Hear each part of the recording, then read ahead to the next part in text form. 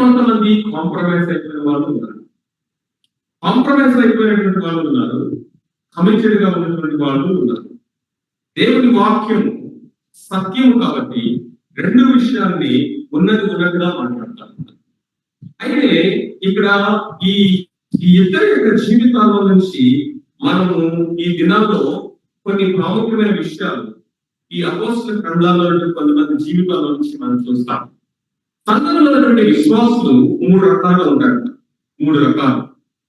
వారి యొక్క విశ్వాసము పరీక్షకు లోనైనప్పుడు, లేకపోతే ప్రతికూలమైన పరిస్థితులు ఎదురైనప్పుడు.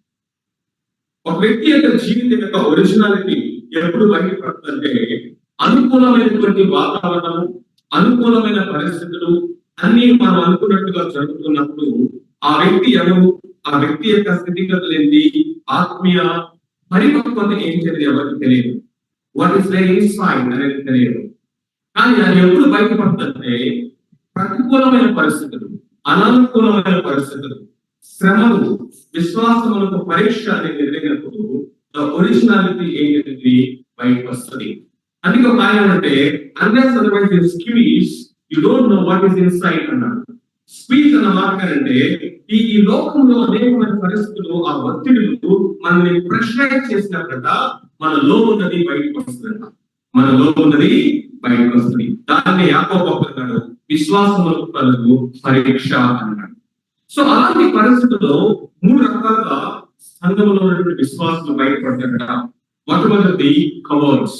కవర్స్ అంటే పిరికి వారుగా బయటపడతారట. అంటే భయము, పిరికితనము, వాటితో ఆ పరిస్థితుల్లో వాళ్ళేమంటే స్లోగా బయటపడతారు, పిరికి వారుగా. రెండవది కాంప్రమైజర్స్, అంటే రాజీ పడిపోయేవారు. వీళ్ళు అవకాశవాదులుగా ఉంటారు, లేకపోతే అన్ని బాగున్నంత కాలం బాగుంటాము, లేకపోతే స్లోగా పరిస్థితులను బట్టి కాంప్రమైజ్ అయిపోయేవారు.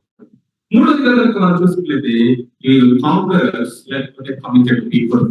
ఇప్పుడు సంఘం యొక్క సాక్ష్యము, ఈ బర్నబా గురించి, పౌలు గురించి ఇవ్వబడిన సాక్ష్యము ఈ మూడింటిలో ఏ కేటగిరీలోకి మనం తీసుకెళ్తుందంటే, they are committed people, they are the conquerors who risk their lives. విశ్వాసము అనేది పరీక్షించబడకపోతే ఆ విశ్వాసము, అలాంటి విశ్వాసము అది ప్రయోజనకరమైనది కాదు. అంటే tested faith is attested faith అంటారు. Tested faith is a proven faith అంటారు. సో బైబిల్లో మనము విశ్వాసము పరీక్షించబడటము, ఒక ప్రామాణికంగా దేవుడు దాన్ని ఎంచటము, దాన్ని అనేక మందికి దేవుడు కొనియాడటము, వారి ముందు మనము ఆ విషయాలని కంటిన్యూస్ గా చూస్తా వస్తాం. అయితే ఈ యొక్క ఉపోద్ఘాతంతో మొట్టమొదటిగా ఈరోజు ఒక వ్యక్తి యొక్క జీవితాన్ని మనం చూద్దాం. అపోస్తల కార్యంలో నుంచే ఎవరు తమ యొక్క జీవితాన్ని రిస్క్ చేశారు, వారి విశ్వాసం కొరకు, వారి నమ్మినటువంటి సత్యము కొరకు తమ యొక్క ప్రాణములు సైతం పణంగా పెట్టడానికి, లేకపోతే రిస్క్ చేయడానికి ఇష్టపడేటువంటి ఒక వ్యక్తి యొక్క జీవితాన్ని ఉదయకాల సెషన్లో మనము ధ్యానం చేస్తున్నాం. రండి, అపోస్తల కార్యాలు 6వ అధ్యాయం. అపోస్తల కార్యాల గ్రంథము 6వ అధ్యాయం. మొదటి 6 వచనాలను చదువుతున్నాను, దయచేసి గమనించండి. ఆ దినములలో శిష్యుల సంఖ్య విస్తరించినప్పుడు అంత్య పరిచర్యలో తమలోని వివరాలను చిన్న చూపు చూసిరని హెబ్రీయుల మీద గ్రీకు భాష మాట్లాడే యూదులు సనగసాగిరి. అప్పుడు 12 అపోస్తలులు తమ యొక్క శిష్యుల సమూహమును పిలిచి, మేము దేవుని వాక్యమును బోధించడం మాని ఆహారం పంచిపెట్టడం ఇష్టం కాదు. కాబట్టి సహోదరులారా, ఆత్మతోను జ్ఞానంతోను నిండుకొని మంచి పేరు పొందిన 7 మనుషులను మీరు ఏర్పరచుకొని మేము వారిని ఈ పనికి నియమిస్తాం. అయితే మేము ప్రార్థన యందును వాక్య పరిచర్య యందును ఎడతెగక ఉండుము అని చెప్పారు. ఈ మాట జన సమూహం అంతటికి ఇష్టమైనందున వారు విశ్వాసంతోనూ పరిశుద్ధాత్మతోనూ నిండుకున్న వాడైన స్టెఫను, ఫిలిప్పు, ప్రోకోరు, నీకానోరు, తీమోను, హెర్మనాసు, యూదుల మత ప్రవిష్టులను, అంత్యక వాసులైన నికోలాసు అను వారిని ఏర్పరచుకొని వారి అపోస్తలులుగా నిలబెట్టారు. వీళ్ళు ప్రార్థన చేసి వారి మీద చేతులు ఉంచిరి. సో ఇక్కడ మనం ఒక సందర్భము పరిస్థితి చూస్తా ఉన్నాం. ఆ దినంలో శిష్యుల సంఖ్య విస్తరించినందున దేవుని యొక్క వాక్యము ప్రబలమవుతుంది. యెరూషలేమును దేవుని వాక్యముతో వారు నింపిరి అని ఆ అపోస్తలుల యొక్క పరిచర్య గురించి వాక్యం సాక్ష్యం ఇస్తా ఉంది. అనేక మంది వేల కొలదిగా సంఘంలో చేర్చబడుతున్నారు. వందల కొలదిగా సమూహాలు వస్తా ఉన్నారు. అట్ ద సేమ్ టైం వారి విశ్వాసములకు శ్రమ పరీక్ష కూడా ఎదురవుతా ఉంది. చాలా మంది దీని గురించి చెప్పినటువంటి హిస్టారికల్ కాంటెక్స్ట్ ఏంటంటే, పురుషులు చాలా మంది హతసాక్షులు అయిపోతున్నారట. అందుకనే సంఘంలో విధవరాల సంఖ్య పెరిగిపోతా ఉంది. విధవరాలు ఎందుకు ఎక్కువైపోయారంటే, వాళ్ళు చాలా మంది పురుషులు వారి విశ్వాసం కొరకు జైల్లో వేయబడడం కానీ, లేకపోతే హతసాక్షులు అవ్వడం కానీ ఆ దినాల్లో కామన్గా జరిగేది. కాబట్టి విడవబడిన వాళ్ళు భార్య పిల్లలు అనేవారు విడవబడేవారు. మరి వీరి బాధ్యత ఎవరు చూడాలి అంటే, సంఘము ముందుకు వచ్చింది. వారి యొక్క పోషణ కొరకై సంఘము బాధ్యత వహించి వారిని పోషించడము మొదలుపెట్టింది. ఎందుకంటే అందరూ కూడా కలిగిన చిరాస్తులన్నింటినీ కూడా తీసుకొచ్చి కామన్ గా ఉంచుతున్నారట. అందరూ కూడా సమిష్టిగా దాన్ని పంచుకోవటము, లేకపోతే అక్కరపడి పంచడం అనేది ఈ విషయాలు మనం 4వ అధ్యాయంలో చూస్తాం. సో అలాంటి పరిస్థితుల్లో సంఘం విస్తరిస్తున్న టైంలో ఒక సమస్య ఎదురైంది. ఇప్పుడు గ్రీకు భాష మాట్లాడేటటువంటి ఈ యొక్క స్త్రీలు హెబ్రీ భాష మాట్లాడేటువంటి హెబ్రీ స్త్రీల మీద అంటే విధవరాల మీద సనగసాగారు. అంటే గ్రీకు భాష మాట్లాడేటువంటి వీళ్ళు ఎవరు అంటే వీళ్ళు హెలెనియన్స్ అంటారు.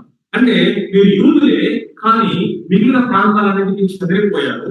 చెదిరిపోవడం వల్ల ఆ భాష ఆ పరిస్థితికి వాళ్ళు అలవాటు పడిపోయారు. సో అక్కడ నుంచి కూడా రక్షించబడే విశ్వాసంలో వచ్చినటువంటి వీరు కూడా ఇప్పుడు సంఘంలో చేర్చబడ్డారు. అయితే వీళ్ళ మధ్య ఒక భేదము, ఒక డివిజన్ స్టార్ట్ అయింది. ఏంటంటే వాళ్ళని ఎక్కువగా ట్రీట్ చేస్తున్నారు, మమ్మల్ని చిన్న చూపు చూస్తా ఉన్నారు ఈ విషయం. కానీ అది చాలా సమస్యగా మారింది. ఆ టైంలో ఈ విషయాన్ని అపోస్తలుల దగ్గరికి తీసుకెళ్ళినప్పుడు వారు ఒక చక్కని పరిష్కారము ఇక్కడ తీసుకొని వచ్చారు. జాగ్రత్తగా వినండి. సంఘంలో ఒక సమస్యను ఎలా పరిష్కరించుకోవాలి? సమస్యలు రాకుండా ఉండవు, భేదాభిప్రాయాలు రాకుండా ఉండవు, అభిప్రాయ భేదాలు రాకుండా ఉండవు, మిస్అండర్స్టాండింగ్స్ రాకుండా ఉండవు. ఇక్కడ వాస్తవం ఏంటి అని అది కాదు ఇక్కడ పాయింట్. బలహీనులైన వారు అభ్యంతరపడతా ఉంటారు, బలహీనులైన వారు మిస్అండర్స్టాండ్ చేసుకుంటా ఉంటారు.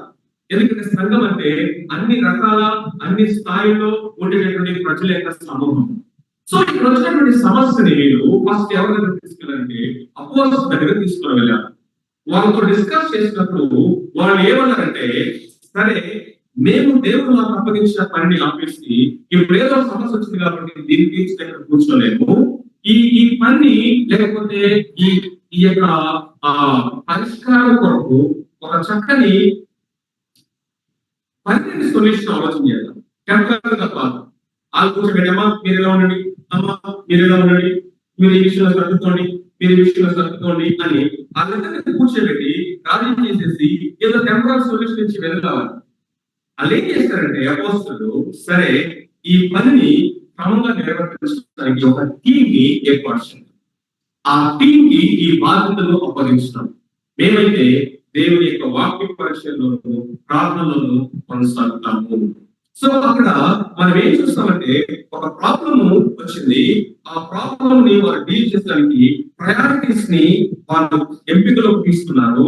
అంతేకాకుండా ఒక ప్లాన్ ఆఫ్ యాక్షన్ ని వాళ్ళకి చెప్పారు. డీటెయిల్ గా ఇది ఈ టీం కి మనం ఈ బాధ్యత అప్పగించడం అని ప్రార్థన చేసి వాళ్ళకి అప్పగించారు. వారిలో ప్రముఖుడు లేకపోతే మొదటి నేమ్ మనం ఎవరు చూస్తామంటే స్టీఫెన్. ఈరోజు స్టెఫను గురించి మనము ఆలోచన చేద్దాం. ఆయన గురించి చెప్పినటువంటి మాట ఏంటంటే, మొట్టమొదటిగా he was the young man introduced as a solution to the problem. దేవుని వాక్యం మనకి యవనస్తుని ఏ విధంగా పరిచయం చేస్తుందంటే, ఒక సమస్యకు ఆ యవనస్తుని ఒక పరిష్కారంగా మనకి పరిచయం చేస్తా ఉంది. గమనించారా? Like a troubleshooter, like a solution to a problem. The introduction itself is so grand. ఈ యవనస్తుల గురించి లేఖనంలో ఏర్పడిన పరిచయమే చాలా అద్భుతంగా ఉంటుంది. ఏ విధంగా మనకు ఈ యవనస్తులు పరిచయం చేయబడుతుందంటే ఒక సమస్యకు పరిష్కారంగా పరిచయం చేయబడుతున్నాడు.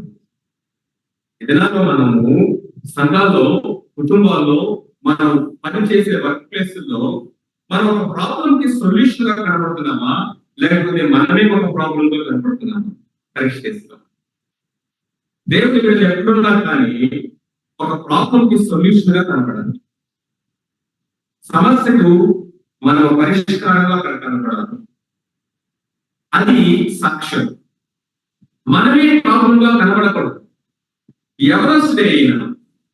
ఎవరొస్తైనప్పటికీ కూడా ఆ సంఘంలో ఒక సమస్య వచ్చింది, అది కూడా స్త్రీలతో వచ్చింది. వారు కూడా విధవలు అన్నాడు.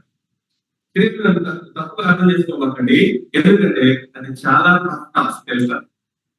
డీలింగ్ విత్ ద సిస్టర్స్, దో వాళ్ళ ఎల్డర్లీ ఉమెన్, దో ఇంకా మనం చూస్తే వాళ్ళు విడోస్.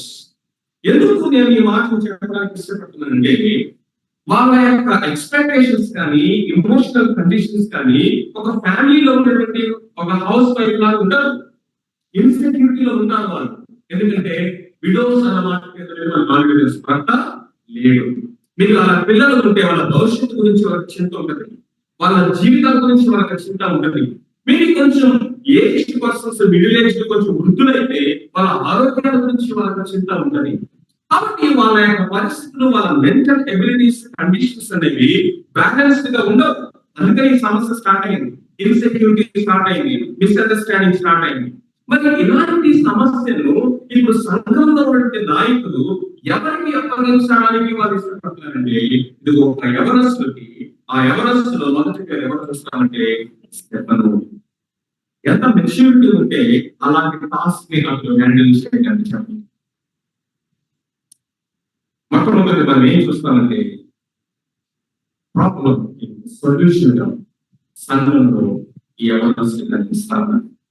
ఆ మాటని మనం కొద్దిసేపు ఆలోచించేయాలి, వ్యక్తిగతంగా పరిశీలన చేసుకోవాలి. నేను నా యొక్క స్థానిక సంఘంలో ఒక ప్రాబ్లం కి పరిష్కారంగా కనబడుతున్నాను. ఆ విధంగా సేవకులు నన్ను చూడగలుగుతున్నారా? అలాంటి సిచ్యువేషన్స్ ఏదైనా ఎరైజ్ నాకు అప్పగించి లేకపోతే చెల్లి, ఇదిగో ఈ సిచ్యువేషన్ కొంచెం మీరు వెళ్ళి మాట్లాడండి, లేకపోతే మీరు ఏదైనా ప్రార్థన చేయండి, లేకపోతే ఈ ప్రాబ్లం ని ఒకసారి మీరు అడ్రస్ చేయండి అని ధైర్యంగా, కాన్ఫిడెంట్ గా మనకు ఆ బాధ్యత అప్పగించగలిగేటువంటి ఆత్మీయ పరిపక్వత మన జీవితాల్లో అనుకుంటా ఉన్నాం. చేసుకోవాలి. రెండోది కనుక మనం చూస్తే, ఇక్కడ మనం కంప్యూటర్ ఐటీ భాషలో చెప్పాలంటే ఇట్స్ అ టీమ్ లీడ్.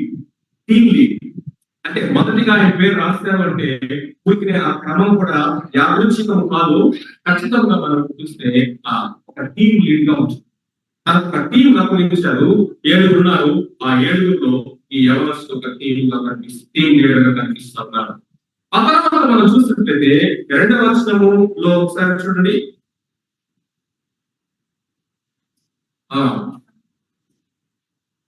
పిలిచి మాని, కాబట్టి సరే, వాళ్ళు అప్పగించినటువంటి పని ఏంటంటే ఆహారము పంచిపెట్ట. ఆహారము పంచిపెట్టేటువంటి పనిలో వారు అప్పగించబడ్డారు. జాగ్రత్తగా గమనించండి. ఈయన గురించి మనం కొంచెం ఆలోచన చేసినట్లయితే ఆయనకి ఎన్ని క్రెడెన్షియల్స్ ఉన్నాయో, ఎన్ని క్వాలిఫికేషన్స్ ఉన్నాయో, లేకపోతే ఆ పని కోసం వీళ్ళు ఎన్ని డిమాండ్స్ పెట్టారో చూడండి. ఈ వాక్యం మనం ధ్యానిస్తా ఉన్నప్పుడు నాకు ఆశ్చర్యం వేసేటువంటి సంగతి అదే. It caught my attention. I was surprised to see the demands. లేకపోతే ఎలాంటి వారికి ఈ పని అప్పగించాలని వీళ్ళు నిర్ణయించారో కనుక మనం చూసినట్లయితే చూడండి, 3వ వచనంలో ఏం రాస్తుంది? ఆత్మతోను జ్ఞానంతోను నిండుకొని. ఫస్ట్ మనం చూసినట్లయితే full of the spirit and full of wisdom. దేవుని ఆత్మతో నింపబడిన వాడే ఉంటారట. రెండవది జ్ఞానంతో నింపబడిన వాడే ఉంటారు. 5వ వచనం చూడండి. జనసమూహం అంతటికి ఇష్టమైన వారు విశ్వాసముతోను పరిశుద్ధాత్మతోను నిండుకున్న వాడై పరిశుద్ధాత్మ పైన ముందే చెప్పాడు కాబట్టి ఇక్కడ ఇంకొక పాయింట్ మనకు వస్తుంది, ఫుల్ ఆఫ్ ఫెయిత్, విశ్వాసంతో నిండుకున్న వాడై. 8వ వచనం చూడండి, స్టెఫను కృపతోను బలముతోను నిండిన వాడై, ఎదుట నిండిన వాడై, full of grace, full of strength. కృపతోను బలముతో ఎన్ని విషయాలు చెప్పండి? 5 విషయాలు. 5 విషయాల్లో ఫుల్నెస్ వస్తుంది. 5-fold fullness in Stephen life. ఏంటంట? ఆత్మతోను, జ్ఞానముతోను, విశ్వాసముతోను, కృపతోను, బలం. మరి చెప్పండి అందరూ. ఆత్మతోను, జ్ఞానముతోను, విశ్వాసముతోను, కృపతోను, బలముతో నిండుకొనినవాడు. స్టెఫను మనకి ఇక్కడ ఎలా చూస్తామంటే, a man who is full of 5-fold fullness. ఈ వ్యక్తి ఎలా కనిపిస్తున్నాయి అంటే పరిపూర్ణమైనటువంటి నింపబడినటువంటి దేవుని ఆత్మతో, ఏమంటే spirit field life, spirit field life, ఆత్మతో నింపబడుట. ఎఫెసీయులకు రాసిన పత్రిక 5:18 మనం చూస్తాము, ఆత్మపూర్ణులై ఉండి, be filled with the Holi Spirit. ఆత్మపూర్ణులై ఉండి అన్నమాట it's not an option, it's a command. Be filled with the Holi Spirit. ఆత్మపూర్ణులై ఉండుడి అనేది సజెషన్ కాదు, ఆప్షన్ కాదు, లేకపోతే ఆత్మీయ జీవితంలో ఒక పర్టికులర్ కేటగిరీకి చెందినటువంటి పరిపక్వతలు ఎదిగినటువంటి నాయకుడికి ఇచ్చినటువంటి మాట కూడా కాదు. సంఘంలో ప్రతి ఒక్క విశ్వాసికి దేవుడు ఇచ్చినటువంటి ఆజ్ఞ ఏంటంటే, మీరు మద్యంతో మత్తులైనటువంటి అందులో దుర్వ్యాపారం కలదు, అయితే ఆత్మపూర్ణులై ఉండి. ఆత్మపూర్ణులుగా ఉండటం అంటే being under the control of the Holi spirit god. దేవుని యొక్క ఆత్మ చేత నడిపించబడటము. రోమీయులకు రాసిన పత్రిక 8వ అధ్యాయం అంటాడు, ఎందరూ దేవుని ఆత్మ చేత నడిపించబడతారో వారు దేవుని కుమారులను పడతారు. ఎవరైతే దేవుని ఆత్మను పొందుతున్నారో వారు దేవుని పిల్లలు. విశ్వాసంలో మారు మనసు పొందినప్పుడు జరిగే కార్యం అది. ఆ పిల్లల స్థాయి నుంచి, ఇన్ఫాంట్ స్థాయి నుంచి, లేకపోతే ఆ చైల్డ్హుడ్ స్థాయి నుంచి కుమారత్వం అనేటువంటి ఆ పరిపక్వతలోనికి ఎదిగిన వారు ఎవరంటే those who are under the control and the leading of the Holy Spirit. దేవుని యొక్క ఆత్మ నడిపింపుకు లోబడి నడిచేవారు. ఎందులో దేవుని ఆత్మ చేత నడిపించబడతారు. ఎవరైతే దేవుని యొక్క ఆత్మ చేత నడిపించబడతారో వారు దేవుని యొక్క ఆత్మ ఫలం కూడా ఫలిస్తారు. ఆత్మ ఫలము ఫలించడానికి కండిషన్, ప్రీరిక్విజిట్ ఏంటంటే ఆత్మ పూర్ణులుగా జీవించాలి. ఆత్మపూర్ణులు అంటే ఏదో ఒక బాటిల్ తీసుకొని సగం ఇవ్వబడింది, లేకపోతే 75% ఇవ్వబడింది, లేకపోతే ఖాళీ అయిపోయింది అని చెప్పేటటువంటి ఇది కాదు. పరిశుద్ధాత్మ దేవుడు పదార్థం కాదు, సగం ఇవ్వబడ్డావా లేకపోతే 75% ఇవ్వబడ్డావా అని చెప్తాను. పరిశుద్ధాత్ముడు వ్యక్తి, ఆయన ప్రతి విశ్వాసంలో నివాసం చేస్తా ఉన్నారు. మనం దేవునికి నివాస స్థలంలో ఉన్నాము. ఇప్పుడు మనం పరిశుద్ధాత్మ దేవుని యొక్క పరిపూర్ణమైన ఆధిపత్యానికి, ప్రభుత్వానికి, ఆయన యొక్క నాయకత్వానికి మనము సంపూర్ణంగా సమర్పించుకొని ఆయన మాట చొప్పున జీవించడము ఆత్మపూర్ణులుగా ఉంటాం. మద్యముతో మత్తులై ఉండటం అని చెప్పి ఆత్మపూర్ణులై ఉండండి అని ఈ రెండింటిని ప్రార్థనగా తీసుకొచ్చాడు. మద్యంతో నింపబడి ఉన్న వాడు ఎవరి కంట్రోల్లో ఉంటారు? మనం జనరల్ గా వాడుతూ ఎవరన్నా తాగేసి ఏమి సోయలు నడుస్తున్నాడు అనుకోండి, ఏం మాట్లాడాలో తెలియకుండా జనరల్ గా లోపల మార్పు చేస్తారు. ఏంటి ఏమంటారు?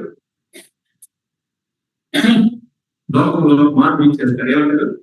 మీరు ఫుల్ అయ్యారా? ఏమంటారు? మీరు ఫుల్ అయ్యారంటారు. ఫుల్ అయ్యారంటే ఏంటి? ఫుల్ అయ్యండి ఎంత తాగితే ఫుల్ అయ్యారు? వాటికి కాదు, అక్కడ పదార్థం కాదు. మీరు ఫుల్ అయ్యారంటే అర్థం ఏంటి? టోటల్ గా మద్యం యొక్క కంట్రోల్లో కూడా ఏమో అర్థంగా ఉంటాయి. ఈ మద్యం కంట్రోల్లో ఉన్నాడు, దానికి ఫుల్ అయ్యాడు. మరి ఫుల్ స్పిరిట్ అంటే మద్యం లాగా పరిశుద్ధాత్మదేవుడు డ్రగ్స్ లాగా మద్యం లాగా దురాత్మ లాగా ఆయన మనల్ని ప్రొసెస్ చేయడు, మనం తీసేసుకోవడం మన కంట్రోల్ ఉంది. అందుకే మనం సమర్పించుకోవాలి, సబ్మిట్ చేసుకోవాలి, మనమే మనం లోపడాలి. అయితే ఫుల్ ఆఫ్ స్పిరిట్ అంటే అర్థం ఏంటంటే it is not a quantity that talking is talking about, it is how we submit. ఏ విధంగా మనము దేవుని ఆత్మ యొక్క ఆధీనంలో స్టెప్ల గురించి చెప్పండి. అంటే ఫుల్ ఆఫ్ స్పిరిట్. ప్రభుత్వం అడగాలి, ప్రభా నా జీవితంలో నేను మన లైఫ్ ని మనం చాలా సార్లు ఏం చేస్తామంటే కంపార్ట్మెంటలైజ్ చేస్తాం. ఏం చేస్తాము? కంపార్ట్మెంటలైజ్ చేస్తాం. కంపార్ట్మెంటలైజ్ అంటే ఇది జనరల్ బోగి, ట్రైన్ లో కంపార్ట్మెంట్స్ ఇవన్నీ ఏంటి? General bogies. ఇవేంటి? Sleeper class.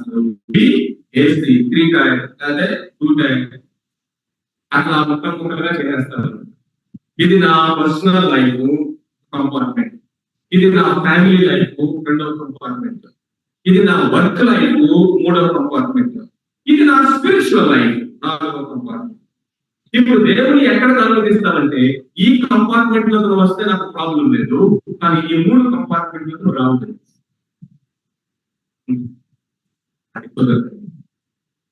There is nothing like sacred, there is nothing like spiritual for a believer.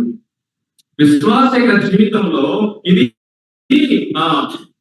నా వ్యక్తిగతము, లేకపోతే ఇది లౌకికమైనది, లేకపోతే ఇది ఆత్మీయమైనది అని చెప్పడానికి ఏమీ లేదు. Is the God of my personal life, is the God of my family, is the God of my work, is God of my ministry, every area. పరిశుద్ధాత్మ దేవుని యొక్క ఆధిపత్యము, అధికారాలకు మనము లోబడినప్పుడే ఆయన మనలో అంతరంగము నుండి కలిగేటటువంటి రూపాంతరత అనేది స్టార్ట్ చేస్తాం. మనం క్రీస్తు ప్రభు రూపంలోనికి మార్చబడాలంటే మనం ఆత్మపూర్ణులుగా ఉండాలి. క్రీస్తు ప్రభు రూపంలోకి మార్చబడటం అంటే ఏమీ లేదు, ఆత్మ ఫలము పరిశ్రమే. ఆ ఫలంలో ఉన్న ప్రతి గుణము క్రీస్తు ప్రభు యొక్క గుణమే. ప్రేమ, సంతోషము, సమాధానము, దీర్ఘశాంతము, దయాలత్వము, మంచితనము, ఆశా నిగ్రహము, ఇవన్నీ కూడా పరిపూర్ణంగా క్రీస్తు ప్రభువులో మనం చూస్తాము. ఆ గుణ లక్షణాల మనలో నుంచి తీసుకొచ్చేటటువంటి ఒక ఫలము లాగా తీసుకొచ్చేది పరిశుద్ధ. ఎప్పుడు స్టెప్ని మనం ఇక్కడ ఎలా చూస్తున్నామంటే full of police, full of police. ఆత్మ పూర్తిగా ఉండటం అంటే ఇదే. రెండవది మనం చూసినట్లయితే full of wisdom, full of wisdom. ఏ జ్ఞానం ఇది? ఏ జ్ఞానం అంటే మనం 7వ అధ్యాయంలో చూస్తాము. 7వ అధ్యాయంలో మనం చూసినట్లయితే ఏ విధంగా తను దేవుని యొక్క వాక్య జ్ఞానాన్ని కనపరచాలో మనకి అతని గురించి సాక్ష్యము చూస్తాం. ఆ విషయం తర్వాత మనం ఆలోచించేద్దాం. మూడవదిగా చూసినట్లయితే ఫుల్ ఆఫ్ ఫెయిత్, విశ్వాసము. విశ్వాసంతో ఆయన అప్పగించబడిన పని చేస్తున్నాడు. విశ్వాసంతో జీవిస్తాముగా. వీళ్ళలా జాగ్రత్తగా ఆలోచించేయండి మాట. విశ్వాసం అనేది ఒక విశ్వాస యొక్క జీవితంలో మనము మారు మనసు పొందిన దగ్గర నుంచి ఈ యొక్క భూమి మీద మనం బ్రతికినంత కాలము మన నడిపించినటువంటి ఫ్యూయల్ అంటే faith is a fuel that drives the believer's life. మనం ఒక నిన్న మా పిల్లలు స్కూల్ నుంచి తీసుకొస్తా ఉంటే మా ముందు నుంచి ఒక కారు, చాలా లగ్జరీ కార్ వెళ్తా ఉంది. మా వాళ్ళకి అంటే ఈ కారు చూడడానికి క్రేజ్ అనమాట. ఆ బ్రాండ్ ఏంటి, ఇదేంటి, అదేంటి చేస్తా ఉంటారు, ఎగ్జామ్ అయిపోతుంటారు. మా చిన్నవాడు అంటున్నారు, డాడీ రేంజ్ రోవర్ అంటారు. రేంజ్ రోవర్ అని వాళ్ళు ఏదో చెప్పాడు నెంబర్. ఇది చాలా రేరెస్ట్ కార్ అనేది చెప్తున్నా. నేను ఊరిని అడిగాను, ఎంత ఈ కార్ అని అడిగాను. ఎంత బాగున్నాడు, మేము 2-3 కోట్లు ఉంటుందా డాడీ? 2.5-3 కోట్లు ఉంటుందా? ఈ కార్ అంటే ఒకటి దిగుతుందా అంటే అవును డాడీ, ఇట్స్ స్పెషల్ రోవర్ ఏదో చెప్తున్నాను. అంటే ఒకసారి ఆలోచన చేద్దాం. 2.5 లేక 3 కోట్ల రూపాయల ఖరీదైనటువంటి కారు కొనుక్కొని, మంచిదే, ఖరీదైతే, లగ్జరీస్, సేఫ్టీ అన్నీ ఉన్నాయి. కానీ నడవాలంటే దాన్ని ఏం కావాలి చెప్పండి? ఫ్యూయల్ లేకుండా నడుస్తుందంటే ఎంత ఖరీదైనా, ఎంత క్వాలిటీ అయినా, ఎంత లగ్జూరియస్ అయినా, ఎంత సేఫ్ అయినా, అది ఎంత అద్భుతమైన బ్రాండ్ అయినా కానీ గుర్తుపెట్టుకోండి. Faith is a fuel that drives believers on. ఒక విశ్వాస యొక్క జీవితాన్ని నడిపించే ఇంధనం విశ్వాసమే. విశ్వాసము ఎందుకో తెలుసా? అసలు స్టార్ట్ ఈ డెడ్ స్టేట్ లో ఉన్నటువంటి కార్ స్టార్ట్ అవడానికి అసలు స్పార్క్ ఇచ్చింది ఫెయిత్. మామూలు మనస్సు అక్కడ స్టార్ట్ అయింది. విశ్వాసం ద్వారా కృప చేతనే మనము రక్షించబడి ఉన్నాం. ఇప్పుడు ఆయన చేత నీతిమంతులుగా తీర్చబడిన మనము విశ్వాసం ద్వారానే జీవించాలట. నీతిమంతులు విశ్వాసం మూలంగా జీవించరు, విశ్వాసం మూలంగానే జీవిస్తారు. లోకంలో ఉన్నటువంటి పాపాన్ని కానీ, లోకంలో మనం ఎదుర్కొనే శ్రమలను కానీ ఎలా జయించాలంటే యోహాను తన పత్రికలు అంటాడు, లోకమును జయించింది విశ్వాసమే అంటాడు. ఎలా జయించాలంటే వీటిని విశ్వాసం ద్వారానే జయించాలి. ఎలా ఎదుర్కోవాలి? విశ్వాసం ద్వారానే. ఎలా నిలబడాలి అంటే విశ్వాసం ద్వారానే.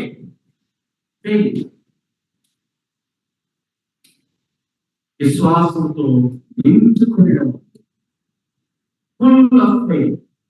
ఇక్కడ ఒక మాట మనము ఆలోచన చేసి ముందుకెళ్దాం. ఫెయిత్ అనేది ఎప్పుడు కూడా అది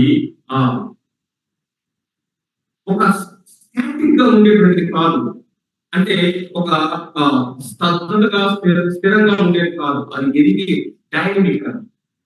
అందుకనే శిష్యులు యేసు ప్రభువు దగ్గరికి వచ్చి ఏమనంటే, అయ్యా మా విశ్వాసమును వృద్ధి పొందించు అంట.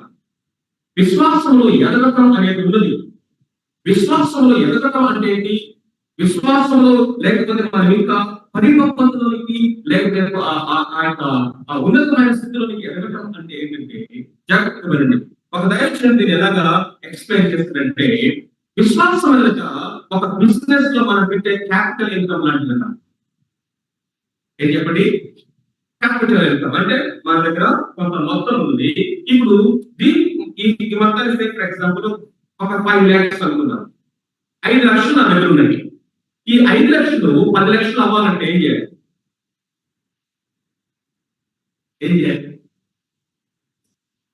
బిజినెస్ అంటే అర్థమైంది.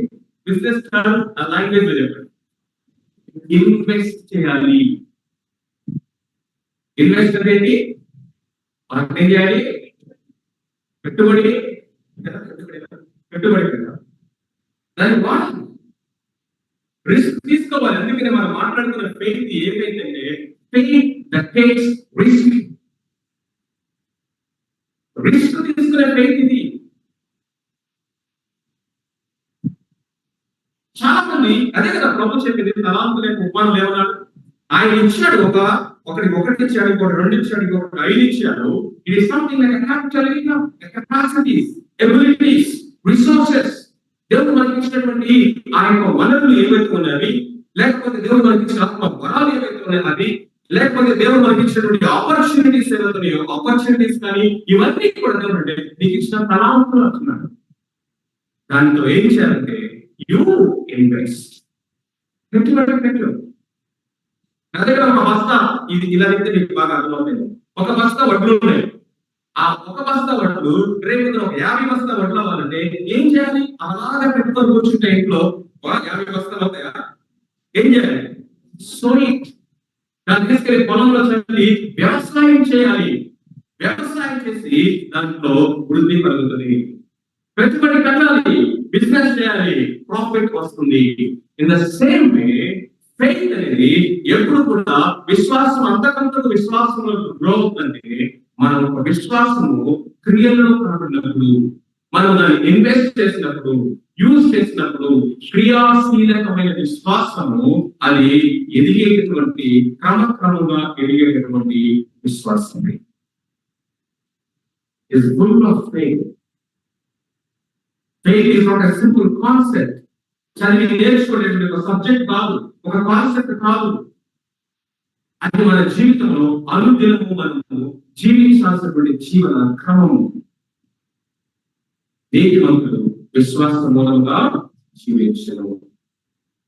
స్టెఫెన్ యొక్క జీవితంలో మనం అతను చూసినప్పుడు అతను full of spirit, full of faith, మూడోదిగా చూసినట్లయితే full of wisdom, full of grace and full of strength. కృపతోను బలముతోను నింపబడిన వాడు. నిజానికి ఈ రెండింటికి లింక్ ఉన్నది. ఎందుకంటే మన అందులో బలపరిచేది దేవుని కృపే. The grace that enables us and strengthens us. దేవుని కృపతో నింపబడటం అంటే అర్థం ఏంటంటే దేవుని యొక్క సామర్థ్యం మీద ఆధారపడడం, దేవుని యొక్క సామర్థ్యం మీద ఆధారపడడం. కృప ఎప్పుడు కూడా ఏం చెప్తుంది, ఏమంటే మన సామర్థ్యము సరిపోదు, లేకపోతే నా జ్ఞానం సరిపోదు, నా బలం సరిపోదు, నా తాకట్టు నాకు సరిపోదు అని అనేకసార్లు మనం అన్నప్పుడు కృప ఏమంటుందో తెలుసా, here is something that can enable you. అందుకనే పౌలు భక్తుడు తిమోతికి అన్నాడు, నా కుమారుడైన తిమోతి, క్రీస్తు యేసునందున దేవుని కృప చేత నీవు బలవంతుడను కమ్ము, బలవంతుడను కమ్ము, బలవంతుడను కమ్ము. చాలాసార్లు మనము కృప ఎప్పుడు కూడా ఎలా జ్ఞాపకం చేసుకుంటామంటే మన యొక్క బలహీనతలో, మన బలహీనమైనటువంటి పరిస్థితుల్లో కృప అనేది ఏదో ఒక రకమైనటువంటి ఏమంటాం దాన్ని ఉదాసీనంగా జ్ఞాపకం చేసుకుంటాం. ఉదాసీనంగా చూడడానికి, లేకపోతే నిరుత్సాహంగా చూసుకోవడానికి కాదు.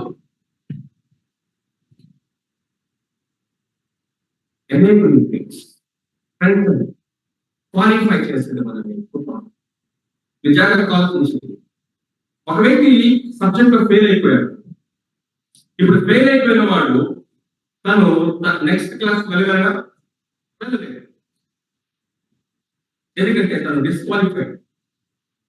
అతనికి కృప అనేది గ్రేస్ మార్క్స్ యాడ్ చేయడం ద్వారా నిజానికి మనం ఏం చేస్తున్నామంటే, నువ్వు తర్వాత క్లాస్కి వెళ్ళి మళ్ళీ ఫెయిల్ అవునా పర్లేదు, నాకు కృప యాడ్ చేస్తాను అని చెప్పడం కాదు. అలా ఆలోచించకూడదు. గ్రేస్ నువ్వు ఎన్నిసార్లు ఫెయిల్ అవ్వు, దేవుడు నీకు మళ్ళీ గ్రేస్ యాడ్ చేస్తాడు. అది కాదు ద పర్పస్ ఆఫ్ గ్రేస్.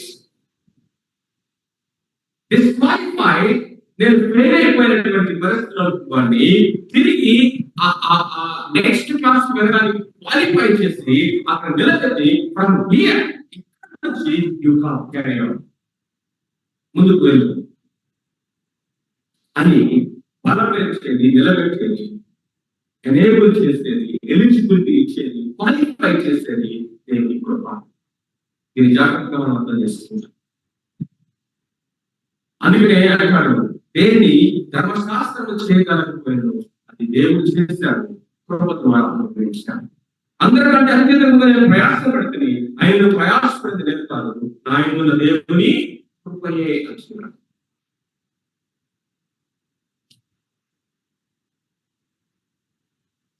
విషయంలో 3 విషయాలు ఇక్కడ మనం ఆలోచించేద్దాం. మొట్టమొదటిది ద సర్వీస్, రెండవది ద సెర్మన్, మూడవది ద సాక్రిఫైస్. అతను స్థానిక సంఘంలో చేసిన సేవ, అతను బయటకు వెళ్ళి మార్కెట్ ప్లేస్ లో వచ్చినటువంటి ప్రసంగము, దాని వల్ల వచ్చినటువంటి కాన్సిక్వెన్స్ సాక్రిఫైస్, బలిదానం. 3 విషయాలు ఆలోచన చేద్దాం. మొట్టమొదటిది సర్వీస్. సో ఎలాంటి పని కొడుతున్నారు నియమించబడ్డాడంటే, ఇంతసేపు ఈ విషయాలన్నీ ఎందుకు వివరంగా చెప్పాల్సి వచ్చిందంటే, ఒకవేళ కనుక ఈ యొక్క సంఘంలో, ఈ అంత్యక సంఘంలో, ఈ స్థానిక సంఘంలో ఇలాంటి క్వాలిఫికేషన్స్ తోటి నేనే కనుక ఉంటే, నేనే కనుక అభిషేక్ కనుక ఉంటే, ఎవరి అభిషేకం చెప్పండి? ఆత్మతోను, జ్ఞానంతోను, విశ్వాసంతోను, కృపతోను, బలముతోను నిండుకొని మంచి పేరు కలిగినటువంటి వ్యక్తి, మంచి పేరు కలిగినటువంటి వ్యక్తి. ఆయన నిలబడి వాక్యం చెప్తుంటే స్కాలర్స్ అందరూ నోటి మీద వేసుకున్నారు. అతను కనిపిస్తా ఉన్నాడు, రీజన్ ఇస్తా ఉన్నాడు. ఆ రీజన్ కి వాళ్ళు తిరిగి బదులు మాట్లాడలేకపోతున్నారు. అన్ని క్వాలిఫికేషన్స్, అన్ని క్వాలిఫికేషన్లలో ఉన్నాయి. ఈ అపోస్తలులను పిలిచి ఏమంటారంటే, అయ్యా ఏదో ఆ వృద్ధులైనటువంటి లేకపోతే ఈ యొక్క సహోదరులకి కొంచెం భోజనాలు పిలిచారు. ఏం చెప్పారండి? భోజనాలు పని చేసుకోండి. ఆలోచన మన కాంటాక్ట్ ఆలోచన. నేను మార్నింగ్ లేవగానే స్టెఫెన్ గారి పని ఏంటి? ఈరోజు కూరగాయల మార్కెట్ కి ఎవరు పంపించాలి, ఏమేమి తెప్పించాలి? రేషన్ షాప్ కి ఎవరు పంపించాలి, ఏమేమి తెప్పించాలి? అదే వీళ్ళ టీంలో ఉన్నటువంటి వాళ్ళు, లేకపోతే మిగిలిన సంబంధంలో స్టెఫన్ గారి దగ్గరికి వచ్చి అలా ఈరోజు ఎందుకు అనమాట మెనూ ఏంటన్నా, ఏమన్నాలి, ఏం పర్చేజ్ చేయాలి, దాని లెక్కలవి, తర్వాత వాటిని సర్వ్ చేయడానికి ఆ పర్యవేక్షణ. భోజనాలు పట్టించడము, భోజనాలు సిద్ధపరచడము, భోజనాల గురించినటువంటి విషయాలు పనిని అతనికి అప్పగించడము నా వరకు నాకు అనిపించింది. నేనే కనుక అక్కడ ఉంటే this is nothing less than humiliation. నాలాంటి వాడికి ఈ పని పరిస్థితి.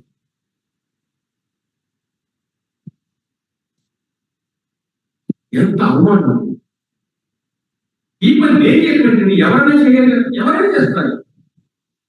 ఆత్మతో, కృపతో, జ్ఞానంతో, విశ్వాసంతో నిండిపోయినటువంటి ఇలాంటి వ్యక్తికి ఆ పని అప్పగిస్తే ఆయన ఉన్నటువంటి చర్చ్ లో అప్పగించిన పనిని నమ్మకంగా చేసుకుంటారు. Something very very interesting. నేను ఫలానా, నా క్వాలిఫికేషన్ ఫలానా, నా డెసిగ్నేషన్ ఫలానా, కాబట్టి నేను ఫలానా పనే చేస్తాను. స్టెఫెన్లో ఉన్న మంచి పేరు, మంచి క్యారెక్టర్, ఇవన్నీ కూడా కరిష్మా అయితే, ఇవన్నీ కూడా అతను క్రెడెన్షియల్స్ అయితే, ఇవన్నీ కూడా అతను సామర్థ్యాలు అయితే, ఈ ఒక్క మాట శీలం గురించి మాట్లాడుతుంది. క్యారెక్టర్, మంచి పేరు, ఎప్పుడైతే మంచి పేరు, అతని యొక్క ప్రవర్తన, అతని యొక్క లైఫ్ చూడండి. Is humble enough to take any job, any job, any task, ఏ పనైనా సరే అని చేయడానికి చూడబోతాను. ఆ విధమైనటువంటి మనస్సు మనకు కలిగి ఉంటుంది. కలిగిన ఈ మనస్సు ఏ మనస్సు అంటే కృష్ణ పాదాలు తగ్గించిన మనస్సు. రిక్తులుగా చేసుకోవడానికి to become empty, to empty ourselves, మనం ఖాళీ చేసుకోవడానికి ఇష్టపడే మనసు.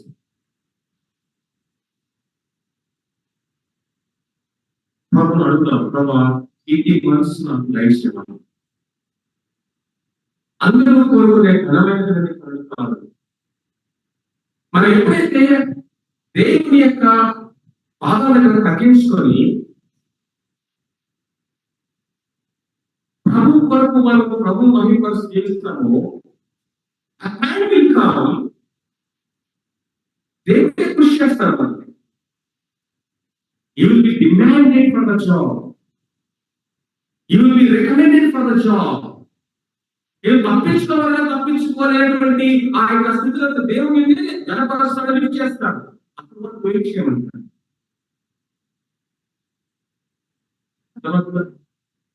Humble yourself in the sight of God, and He shall lift you up. ఆయన తగిన సమయంలో రక్షించే వరకు ఆయన బలిష్టమైన చేతి కింద దీన మనస్సుగా ఉండి, దీన మనస్సును వస్త్రముగా ధరించుకోండి. ఈ మనస్సును కలిగి ఉంటుంది. ఆ మధ్యలో ఒక చిన్న వీడియో వాట్సాప్ లో వస్తే చూశాను. ఒక పెద్ద చర్చ్ ఉంటుంది, ఒక సిస్టర్ ఒక్కనే మోట్ చేస్తా ఉంటారు, తుడుస్తూ ఉంటారు. తుడుస్తా ఉంటే ఒక ఎవరు వస్తాడు, చక్కగా దేవుడు చేతులు పెట్టుకొని టిక్ టాప్ వచ్చి ఇక్కడ చూస్తూ ఉంటాడు. చూస్తూ ఉంటే అక్కడ తుడుస్తూ ఉంటాడు. ఆయన అనుకుంటున్నాడు, ఏ ఉద్యోగం లేదు కావాలా, ఏం పని లేదు కావాలా, ఇక్కడికి వచ్చి ఏం చేస్తుంది, మందులు తుడిచే పని చేస్తా ఉంది అని చెప్పేసి అక్కడికి వెళ్ళి మాట్లాడుతూ సరే నీకేం పని లేదా, నీకేం ఉద్యోగం లేదా, సరే నేను నీకు ఉద్యోగం చూపిస్తాను అని చెప్పేసి ఉద్యోగం చూస్తే కార్డు కనపడదు. నా కార్లో నా బిజినెస్ కార్డు తీస్తాను కానీ కార్ దగ్గర తీసుకెళ్తాను. ఎందుకు ఆ కార్ ఏంటంటే మారుతి ఏంటంటే చిన్న అడిగట్టు కాదు. ఆ కారు డోర్ ఓపెన్ చేసి బిజినెస్ కార్డు ఇస్తాడు. వచ్చి నన్ను ఆఫీస్ లో కాదు, నేను ఉద్యోగం చూసి పెడతాను. అప్పుడు ఏమైంది, సరే నేను కూడా బిజినెస్ కార్డ్ ఇస్తాను అని చెప్పేసి ఏం చేస్తానంటే ఆ పక్కనే ఒక పెద్ద లగ్జరీ కార్డ్ ఉంటుంది, ఔడీ కార్డ్ ఉంటుంది. ఆ కార్డ్ ఓపెన్ చేసి బిజినెస్ కార్డ్ ఇస్తుంది. ఒక్కసారి గుండె ఆగిపోయిన ఉంది. ఎందుకంటే ఈయన ఎవరంటే ఒక పెద్ద కంపెనీకి సిఇఓ ఒక బిగ్ కంపెనీ. ఆ కార్డ్ ఇవ్వగానే మరి ఎందుకు ఈ పని చేస్తున్నామంటే అన్నది ఏదో నేను ఒక పెద్ద కంపెనీ సిఇఓ కావచ్చు, గాడ్ ఈజ్ మై సిఇఓ, దేవుడు నా జీవితాన్ని అనేక మంది సేవకులుగా పనిచేయచ్చు అని దేవుని పని చేయడం చేస్తాను.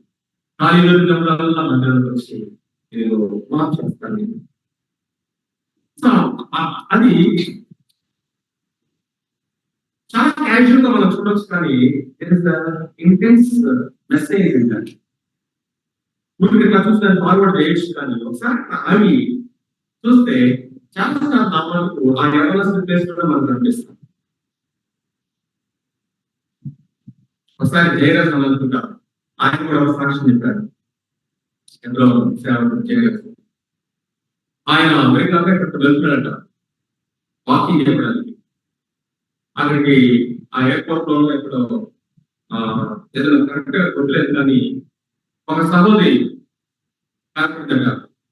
ప్రైజ్ ఆమె కూడా అక్కడికి వాష్రూమ్స్ క్లీన్ చేస్తుంది. అమ్మ నేను ఎలా తెలుసు మీకు, నాకు మీరు ఎవరో తెలియదు అంటే, మీరు నేను ఫ్లైట్ కి వచ్చారు కదా, ఆ ఫ్లైట్ పైలట్ నేనే, అందుకే వాష్రూమ్స్ క్లీన్ చేస్తాను. నేను మీరు వచ్చిన ఫ్లైట్ నడిపేటువంటి పైలట్ నేనే, మీరు నాకు తెలుసు మీ వాక్యాలు వింటూ ఉంటారు అంటే. అప్పుడు ఆయన అన్నాడు, అమెరికా దేశానికి బోధించడానికి వెళ్ళి బోధించడానికి వచ్చిన నేను నిజమైనటువంటి వాక్యము దేవుడు అనుభవాన్ని మాట్లాడాడు. ఇది ఏమంటారంటే లీడ్ లైక్ జీసస్. ప్రభువు ఏ విధంగా ఆయన ఒక నాయకుడిగా ఇతరులు నడిపించాడంటే ఆజ్ఞయించి కాదు, కమాండ్స్ ఇచ్చి కాదు, వాళ్ళని ఏదో అధికారాన్ని చలాయించి కాదు, తనకు ఉన్నటువంటి అధికారాన్ని వాళ్ళ వద్ద చూపించి వాళ్ళు భయపెట్టి కాదు. నేను ఎప్పుడు ఈ మాట శబ్దానికి ఇష్టపడుతూ ఉంటాను. ఆ 12 మందిలో ఫస్ట్ పర్సన్ ఎవరు చెప్పండి? శిష్యులు పీటర్ కదా. పీటర్ గురించి, పీటర్ ఈరోజు మీకు ఒక ఇంపార్టెంట్ లెసన్ చెప్తాను, అతి ప్రాముఖ్యమైనది జీవితానికి. అది ఏంటంటే ఏదో హ్యూమిలిటీ. ఏం చెప్పండి? హ్యూమిలిటీ. ఇప్పుడు ఏం చేయాలంటే మిగిలినటువంటి మీ 11 మంది సహోదరు యొక్క పాదాలు పడగాలి అని చెప్పారు. పీతలు పిలిచి పేరు ఈ 11 మంది నా కూడా 12 మంది కాదు పాదాలు కడగాలి అంటే ఏమని చెప్పండి? ఇంపార్టెంట్ లెసన్ కాదు చెప్పండి.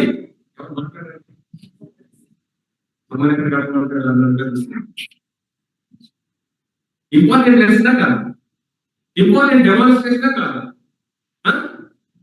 పేదల దగ్గరకు వచ్చి పేదలు మిగిలిన సహోదరుల పాదాలను కడుగు అంటే నేను అనుకునేవాడిని.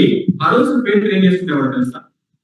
జాగ్రత్తగా ప్రభా ఇక నా వల్ల కాదు, నీకు నాకు గుడ్ బై. ఎంత ఓర్చుకున్నానంటే నిన్ను వినండి జాగ్రత్తగా.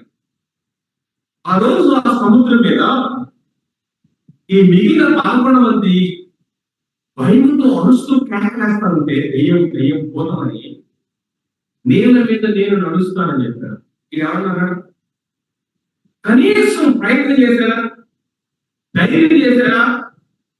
అసలు నీళ్ళ మీద అడుగుపెట్టింది ఎవరు? సరే ఏదో గాలిని చూసి భయపడి ఏం చేశాను, మునిగిపోతుంటే ఈ అందరి ముందు పట్టుకున్నాను ఏమన్నా చెప్పండి, ఏమన్నాడు ప్రభు? నేను అనుభవించవాల్సింది ఎవరు? వీళ్ళేమన్నా నేను అనుభవించవాల్సింది మిగిలిన 11 మంది ఏమన్నాలి అని వాళ్ళందరి ముందు పట్టుకొని అనుభవించవాల్సి అన్నాం. నేనేం సరే ప్రభు ప్రేమించి అనవలే అని ఇంకా నేర్చుకుంది సార్. మొన్న నువ్వు ఏదో సులువు గురించి చెప్తా ఉంటే సంగతి నీకు తెలుసు కదా, కొంచెం గుడ్డు ఎక్కువ నాకు తొందరగా మాట్లాడేస్తా. నీ మీద ఉన్నటువంటి అధిక ప్రేమ చేత, నీ మీద ఉన్నటువంటి అధిక ప్రేమ చేతనే ఏదో నోరు జారి మాట్లాడాలి. ఏమని? అది నీకు దూరం అవుతుంది. ఏమన్నా మళ్ళీ అందరూ ముందు పట్టుకొని నన్ను అక్కడేమో అనుకో విశ్వాసం, ఇక్కడేమో ఇప్పుడు నన్ను ఏమంటారు కోరుచుకున్నాను అంటే అన్న చెప్తాను. గద్దెంపు తైలాభిషేకమే కదా అనుకో. అప్పటికే నా మనసు వెరగల, నా హృదయం వెరగల. కానీ ఈ రోజు నన్ను అవమానించడం చూసేవా? ఈ అవమానం ఏ యూదుడు కూడా తట్టుకోలేదు. నేను మాట్లాడే మాటలు మీకు ఎంత అర్థమైతే తెలుస్తా? యూదుల యొక్క కల్చర్ మీకు అర్థమైతే అర్థం. యూదుల యొక్క కల్చర్ అంటే తెలుసా? ఏ యూదులు కూడా ప్రాణం పైన ఎటువంటి మాట్లాడలేదు. రెండవది, ఎంత పుట్టిన దాసుడు కూడా, అబ్రహాముకి పుట్టిన దాసుడు కదా, వారిలో పెద్ద దాసుడు ఎవరు? ఎలియాజరు. ఇప్పుడు అబ్రహామే కనుక ఎలియాజరుని పిలిచి నా పాదాలు కడుగు అంటే అబ్రహాం మీద లీగల్ గా కోర్టులో కేసు వేయించాడు.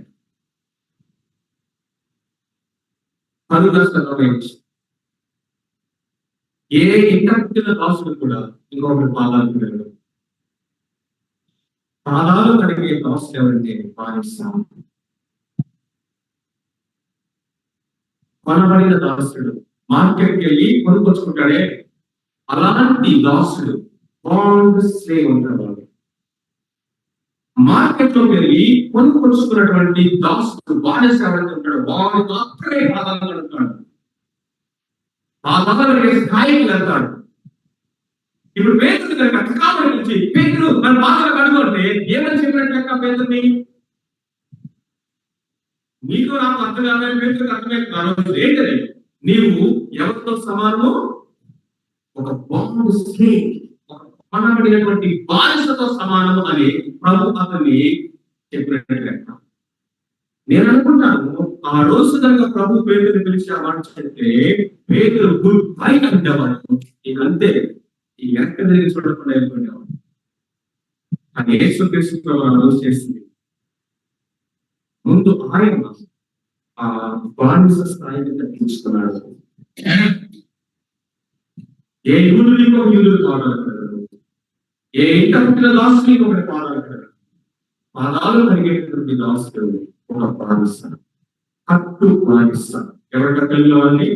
కట్టు బానిస. ఆ స్థాయిని ప్రభు తగ్గించుకొని ఆయన పాదాలు కలిగిన తర్వాత ఇప్పుడు నెక్స్ట్ ఎవరు అని అనుకోండి, ఊహించుకోండి. ఆ సిచ్యువేషన్, ఆ డెమాన్స్ట్రేషన్ ఊహించుకోండి. ప్రభు వాళ్ళందరూ పాదాలు కలిగిన తర్వాత ఇప్పుడు ఆయన కూర్చొని నెక్స్ట్ ఎవరు అని అనుకోండి, ఏం చేస్తారు? పోటీ పడతారు. పోటీ, నేను నేను నెక్స్ట్ నేను నెక్స్ట్ నేను నెక్స్ట్ నేను.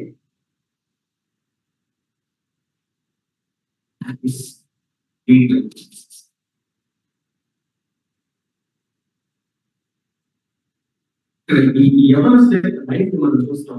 స్టెఫను ఎన్ని క్రెడెన్షియల్స్ ఉన్నాయి, ఎన్ని ఆధిక్యతలు ఉన్నాయి, అయినా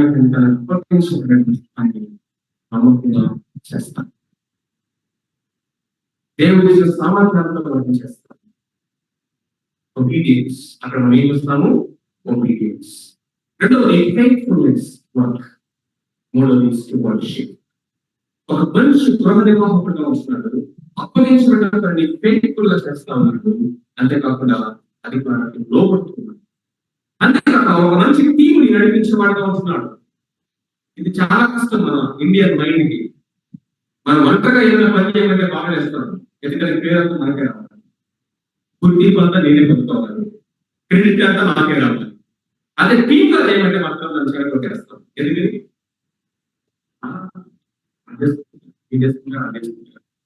చివరికి అంత ఈ టీం బాగా చేసిన చెప్తారు, నా గురించి ఎవరు చెప్పారు?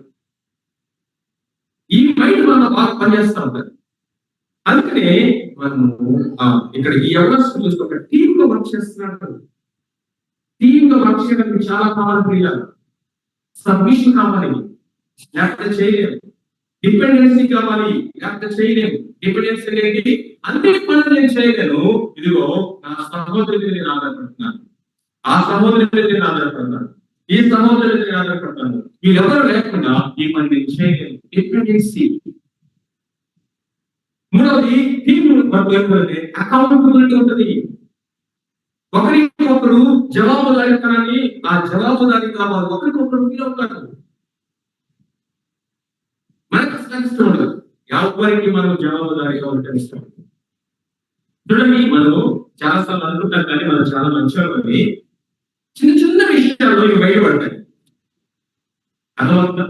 సరే, ఒక చిన్న పని అక్కడి నుంచి అయ్యా ఇదిగో అక్కడికి వెళ్ళి వచ్చి పని చేసుకుంటాను అనుకోండి, వెళ్తాము, ఆ పని కూడా చేస్తాము, కానీ మనము ఏం చేయము. ఆ పని అయిపోయిందన్నా, వెళ్ళానన్నా, చేసినా చెప్పము. అవసరమైన ఫోన్ చేసుకుంటాడు, అవసరమైన ఫోన్ చేసుకుంటాను, వెళ్ళమన్నాడు, వెళ్ళాను, చేయమన్నాడు, చేశాను, పని అయిపోయింది. కానీ హ్యూమిలిటీ ఎక్కడ కనిపిస్తుంది? నా మటుకు నాకు అనిపిస్తుంది, ఆ పని చేసినప్పుడు వెళ్ళడంలో కాదు, ఈవెన్ చేయడంలో కాదు, ఆ పని తర్వాత మనం అకౌంటబుల్ గా ఫీల్ అవుతామే. సరే, కొంచెం వెళ్ళమన్నప్పుడు మనకు అవకాశం దొరకదు, లేకపోతే లేట్ అవుతుంది. చిన్నదే, వెరీ స్మాల్ థింగ్. గురించి మాట్లాడతాను, చిన్న విషయం, మనకు అవకాశం దొరకదు. అప్పుడు కనీసం ఇదిగో మీరు ఈ పని చెప్పారు, నాకు టైం కుదరట్లేదు, ఇంకొక 1 hour తర్వాత వెళ్ళొచ్చా, పర్వాలేదా, ఇది సో అర్జెంట్, లేకపోతే సాయంత్రం చేయడం కుదరదు, సమస్య లేదు. ఇటువే గొప్ప, మన కుదిరినప్పుడు చేద్దాం లేదు.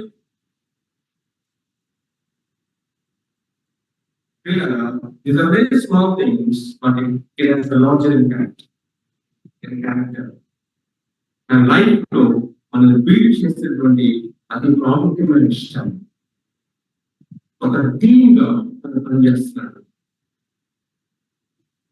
ఒకరికొకరు యూనిటీ, సబ్మిషన్, డిపెండెన్సీ, అకౌంటబిలిటీ, ఇవన్నీ కలిగి వర్క్ చేస్తారు. దేవుని పనిలో ప్రాముఖ్యమైన విషయం. అండ్ అల్టిమేట్ గా ముందు మనం చెప్పినట్టుగా ఒక ట్రబుల్ షూటర్ గా ఉంటుంది. ఒక ట్రబుల్ ఒక ప్రాబ్లం ని సాల్వ్ చేయడానికి అతను కనిపిస్తున్నట్టు, కానీ ప్రాబ్లం లేదు. మొదటి భాగం సర్వీస్. రెండవది కనుక మనం చూసుకుంటే సర్వీస్ లో కీవర్డ్ అంటే వర్క్ అన్నారు. రెండవది sermon లో కీవర్డ్ అంటే వర్డ్ ఆఫ్ గాడ్. ఇప్పుడు మనము ఒకసారి చూడండి, 20వ వచనం చదువుతాము. స్తేఫను కృపతోను బలముతోను నిండిన వాడై ప్రజల మధ్య మహాకార్యములను గొప్ప సూచక్రియలను చేయించుకున్నాను. అప్పుడు లిబర్టీలు కనబడిన సమాజంలోను, కురేనీయుల సమాజంలోను, అలెగ్జాండ్రియా సమాజంలోను, కిలికియా నుండి, ఆసియా నుండి వచ్చిన వారిలోను. ఎక్కడి నుంచి వచ్చారండి వీళ్ళు? కిలికియా, అంతేనా? మా ముందు వదిలేసరే ఎవరెవరు చూడండి, లిబర్టీనీయులు, కురేనీయులు, అలెగ్జాండ్రియా నుంచి. అంటే మనం చూస్తే కురేనీయులు అంటే సిరియా, అలెగ్జాండ్రియా పట్టణం ఎక్కడుంది? గ్రీస్ లోనా? ఆ తర్వాత కిలికియా అంటే సిసిలియా అంటారు, అది కూడా ఏషియాలో ఉంది. ఆసియా అంటే ఈ టర్కీ ప్రాంతం, అక్కడ నుండి వచ్చిన వారు. లిబర్టీ అంటే వీళ్ళెవరు మరి? ఇన్ని ప్రాంతాల నుంచి వచ్చారండి. అన్ని ప్రాంతాల నుంచి వచ్చినటువంటి సమూహం ఎరుషలేములో ఉన్నారు, అతనిలో లేకపోతే అక్కడ నుంచి వచ్చారు. వీళ్ళు ఎవరితో మాట్లాడడానికి ఇష్టపడుతున్నారంటే, he is a young man who speaks wisdom of God and let us confront him.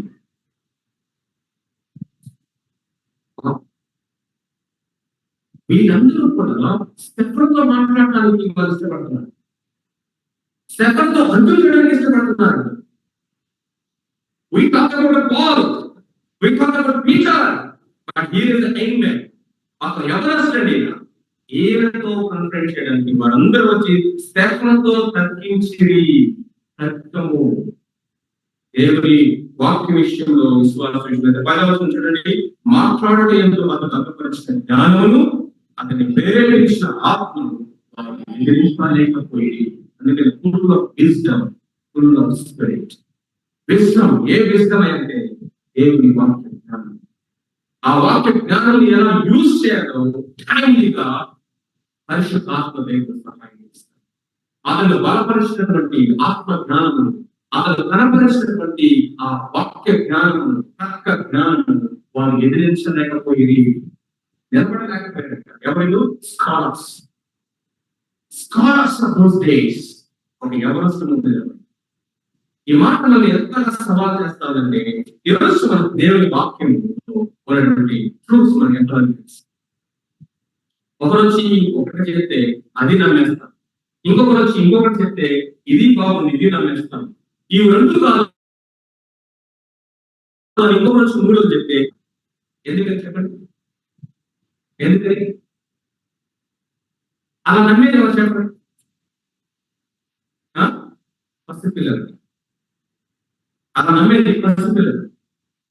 FSC పత్రికలో అంటాడు, మీరు ప్రతి ఆ యొక్క బోధకు రేపడి నమ్మి వారి చేత మోసపరచబడేటువంటి పసి పిల్లలు ఉండదు. అలాగే రోజు మనం ఏ మాయ మాట చెప్తే అలా నమ్మేస్తారు, ఇంకొక మాయ మాట చెప్తే నమ్మరు. అందుకే చందమామ మాట ఎవరికి వస్తాయి చెప్పండి? అందుకని ఒక రాజు అని చెప్పగానే ఆహా అందులో తెలుసుకుని ఎవరు? చిన్నపిల్లలు. దేవుని యొక్క వాక్యంలో ఉన్నటువంటి సత్యాన్ని మనము సమగ్రంగా ఉంటాం. ఇక్కడ కూర్చున్న వాళ్ళు చాలా మంది పాత నిబంధన గ్రంథం ఎంతమంది, ఓల్డ్ టెస్ట్మెంట్ మొత్తం ఎంతమంది,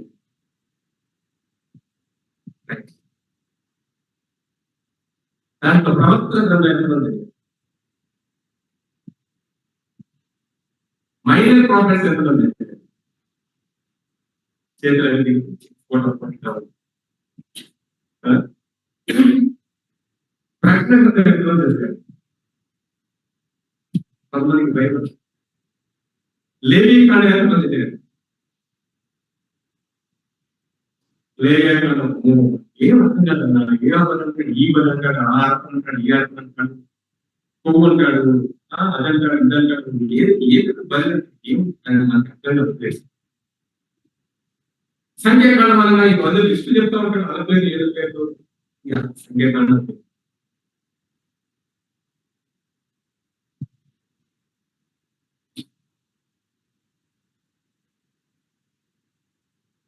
క్రొత్త నిబంధన అనేది పాత నిబంధన నెరవేర్పు. జాగ్రత్త. క్రొత్త నిబంధన ఏంటి? పాత నిబంధన యొక్క నెరవేర్పు, fulfilment of the Old Testament. పాత నిబంధన అనేది క్రొత్త నిబంధనతో నిపుణులుగా ఉంది. In the New Testament. And the New Testament is the fulfillment of the Old Testament. కాబట్టి ఈ రెండింటి యొక్క బ్యాలెన్స్ మనము 66 పుస్తకాల యొక్క సారాంశాన్ని సమగ్రంగా పద్ధతి చేసినప్పుడు ఒక ట్రూత్ ని మనం ఏదో అట్లా తీసుకొని అర్థం చేసుకోకుండా దేవుని వాక్యం యొక్క మొత్తంలో నుంచి మనం అర్థం చేసుకోవాలి. అందుకే వాక్యాన్ని బాగా చదవాలి, వాక్యాన్ని బాగా చదవాలి, దేవుని వాక్యంలో ఆనందిస్తున్నారు. ఒక ఆయన ఒక మంచి సాక్ష్యం చెప్పాడు. ఒక సేవకుడికి నిలబడి చెప్తున్నాడు కదా, దేవుని వాక్యాన్ని 100 సార్లు చదివినటువంటి ఒక సహోదరుని ఎరుగును ఉంటాడు. 100 సార్లు దేవుని వాక్యాన్ని మొత్తం చదివేసినటువంటి సహోదరుని ఎరుగును ఉంటాడు. అందరికి తెలుస్తున్నాడు, అది నేను 100 సార్లు చదువుతాను. ఒక ఆయనంట ఆమె ఎవరో నా భార్య ఎవరన్నా దాన్ని కన్ఫరెన్స్ చేయగలరు, ఆమె ఎవరో కాదు నా భార్య అని చెప్పాడు. దేవుని వాక్యము మనం ఎందుకు అశ్రద్ధ చేస్తామంటే దేవుని వాక్యంలో మనకి ఇంట్రెస్ట్ ఉంటుంది. లోకంలో నుండి సోషల్ మీడియా గంటలుగా చూస్తానే ఉంటాం, వీడియోస్ చూడండి గంటలుగా చూస్తానే ఉంటాం. లేకపోతే మనకు నచ్చినటువంటి ఒక విషయం గురించి మాట్లాడడానికైనా వినడానికైనా ఇక చెవు పోసుకుంటాం. But why not the word of God? జాగ్రత్తగా వినండి. ఒక మంచి ప్రపంచ ప్రఖ్యాతి గాంచిన ఒక రచయిత ఉన్నాడు. మంచి మంచి పుస్తకాలు రాస్తాడు. ఆయన రాసిన పుస్తకాలు అందరికీ బాగా ఫేమస్. ఒకరోజు ఆయన రాసిన పుస్తకాన్ని ఒక అమ్మాయి కొనుక్కొని చదువుదామని చెప్పేసి తీసుకుందట. తీస్తే 2 గంటలు చదివిన తర్వాత బోర్ కొట్టేసింది. ఏం పుస్తకం ఇది, ఏదో చాలా పెద్ద చెప్పాడు, ఏమి లేదని చెప్పేసి దాన్ని తీసుకెళ్లి సెల్ఫ్ లో వేసింది. ఆ తర్వాత అమ్మాయికి మ్యారేజ్ అయింది. మ్యారేజ్ అయిన తర్వాత వాళ్ళ హస్బెండ్ ఇంటికి వచ్చాడట. ఇంటికి వచ్చి ఆ సెల్ఫ్ లో చూడగానే తను రాసిన పుస్తకం అక్కడ ఉందట. అంటే ఎవరిని పెళ్లి చేస్తుంది అమ్మాయి? బుక్ రాసిన రచయితను పెళ్లి చేస్తుందట. వెంటనే వావ్, నేను రాసిన బుక్ నువ్వు కొన్నావా, చదివావా అని అడిగాడు. ఏం చెప్పాలి ఇప్పుడు, ఏం చెప్పాలి? చదివేమో అన్నానుకో, ఏమో అడుగుతాడేమో, ఏమో నచ్చింది నీకే, ఏ బుక్ ఇది, ఓరు కొట్టింది అని అనుకోండి, హస్బెండ్ ఫీల్ అవుతాడేమో. ఏం చెప్పాలంటే సంథింగ్ ఏదో మేనేజ్ చేసేసిందట. ఓ గుడ్, చదివాడు చెప్పాడు. తర్వాత ఆయన బయటికి వెళ్తారు, ఆఫీస్కి వెళ్తారు, మళ్ళా బుక్ తీసుకుంటే ఈ బుక్ నా భర్త రాశారు, నా హస్బెండ్ రాశారు, దీనికి ఏమో చూద్దాం, 2 పేజీలు చదివేసి పక్కన పెడతానని మళ్ళీ ఆ బుక్ తీసుకొని ఆయన చదవడం స్టార్ట్ చేసినారు. ఇప్పుడు ఆ బుక్ చదువుతూ ఉంటే ఆ book మొదలుపెట్టిలో she fell in love with the book, content of the book. కారణం ఏంటో సార్, కారణం ఏంటో sir, firstly she fell in love with the author of the book. Author of the book ఎవరో తెలుసు, ఆ గ్రంథకర్త ఎవరో మనకు తెలుసు, ఆ గ్రంథకర్తలు ఎంతగా మనకు తెలుస్తామో తెలుసు. ఆ ప్రేమ, ఆ పుస్తకం చాలాసార్లు మనం ఏదో ఒక ఆచారంలో చదవడం, ఒక నవలాగా చదవడం, బుక్లాగా చదవడం, చదవాలి కాబట్టి చదవడం. పొద్దున్న లేచి వాక్యం చదివావా అని అడుగుతారు కాబట్టి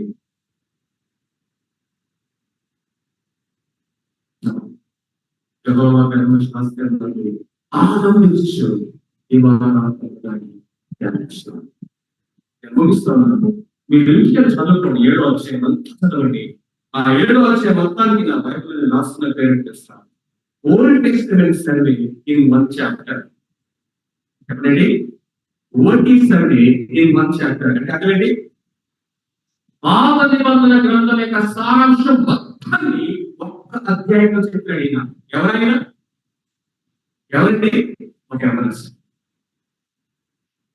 ఒక యవనస్తు అండి. చర్చలో సెమినరీకి వెళ్ళి పెద్ద స్కాలర్స్, పెద్ద డిగ్రీలు సంపాదించిన వాడు కాదు.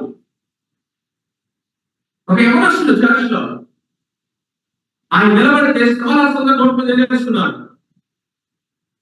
ఆయన నిలబడితే దేవుని వాక్యం గురించి మాట్లాడుతూ ఉంటే, తర్కిస్తూ ఉంటే దానికి అందరూ కూడా మౌనం అయిపోయారు. అతను కనపరిచిన జ్ఞానము, అతను ప్రేరేపించిన ఆత్మను వారు ఎదిరించలేకపోయి నోరు తెరిస్తే మాత్రం దేవుని వాక్యం రాదు. ఒక వచనం చదివి కొంచెం చదివి అంటే దాన్ని కంటిన్యూ చేస్తామా? ఒక వచనం చదివినప్పుడు దీని రిఫరెన్స్ ఎక్కడ, దీని కాంటెక్స్ట్ ఎక్కడ, ఎక్కడి నుంచి అతను దీన్ని కోట్ చేస్తున్నాడు, కనెక్ట్ అవుతుందా మనకి? లేదా డిస్క్రీట్ గా అక్కడక్కడ హిస్టరీ చేసినటువంటి పజిల్ లాగా దేవుని యొక్క వాక్యం ఉంటా ఉన్నది.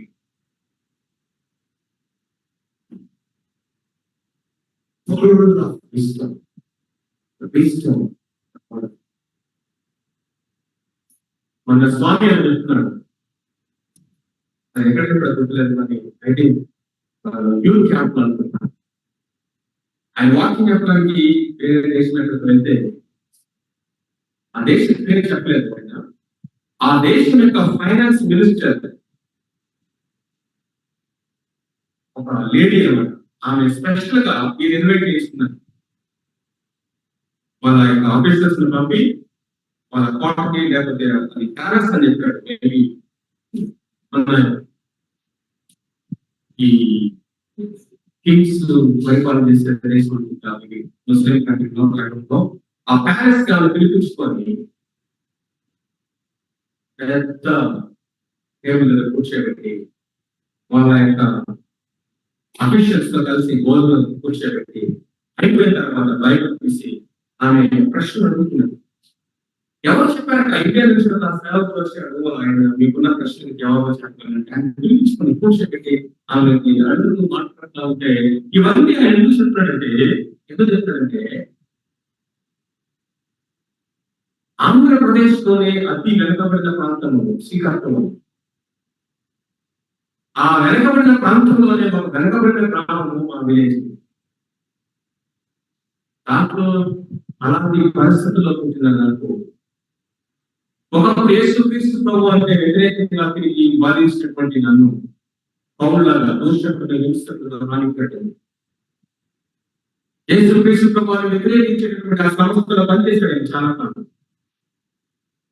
ఈ రోజు దేశపు అధిపతులు ఆ రోజు కూర్చోబెట్టి కూర్చోబెట్టి దేవుని వాక్యాల గురించి అడిగి నన్ను తెలుసుకునే స్థాయికి తీసుకొచ్చింది నా చదువు కాదు, నా పొలం కాదు, నా పితరుల యొక్క పాలకున్నటువంటి విధి కాదు, ఈ దేవుని వాక్యం.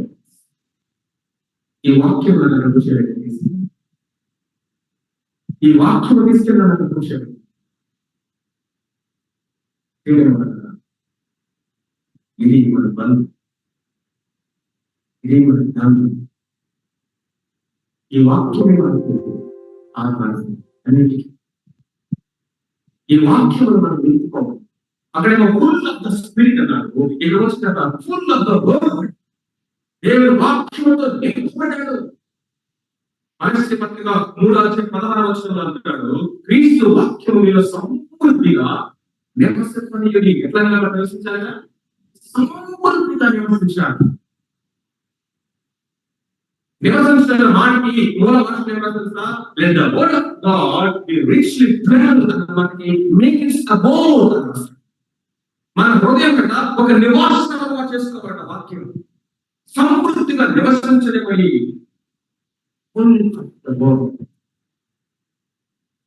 రాజకుమార్ రామచంద్ర గారు మనందరికీ పరిచయమైనటువంటి వ్యక్తి. ఆయన చూస్తానికి అనిపిస్తుంది. అదేదో షార్ట్ కట్స్ ఏం లేవు దానికి. ఆయన నేను ముడిపడేది కాదని వాళ్ళ భార్య హాస్పిటల్లో ఉన్నప్పుడు ట్రీట్మెంట్ ఆయన చెప్తాడు, కొన్ని సంవత్సరాల పాటు నేను చేసిన ఒకే ఒక పని ఏంటంటే 10 చదవటము, 2 పని నాకు లేదు.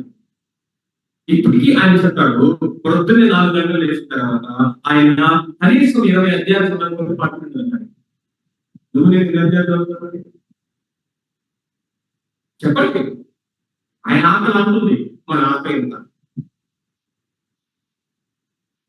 ఇప్పటికీ still today minimum 2 hours morning time is the word of God. మరి నిలబడితే నీళ్ళు పుణ్యలాగా ఉండవాలి. ఎంతమందికి దేవుడు ఆత్మీయ ఆహారాన్ని పంచుతున్నాడు ఆయన. ఎంతమంది ఆత్మను తీర్చేవాడు దేవుడు ఆయన నిలబెట్టాడు. పొద్దున మన జీవితాలలో ఉండాలంటే మనం కూడా ఇదిగో దేవుని యొక్క చేతిలో ఆయన వాక్యము బోధించి ప్రకటించే ఒక సాధనంగా ఉండాలంటే ప్రియులారా షార్ట్ కట్స్ లేవు. దేవుడికి పక్షపాతం ఉండకంటే వాక్యంతో నింపబడి పేదల పక్కన ఉన్నాడు ఆయన. కానీ పేదలు వాడుకోవాలి ఈ పనికి. పౌరు వెనక సిద్ధపడుతున్నాడు మనిషి, తర్వాత జరిగేదే. సరే పౌరు ముందు తర్వాత వస్తాడు కదా మహాజ్ఞాని, ఆయన వాడుకుందాం ఈ పనికి. ఇక్కడ ఒక యమనాసు దొరికాడు, ఇద్దరు చాలు నాకు వాడుకోవడానికి, నేను అక్కడే వాడుకుంటాను. ఫస్ట్ మార్కేర్ మొదటి రక్తసాక్షి సంఘంలో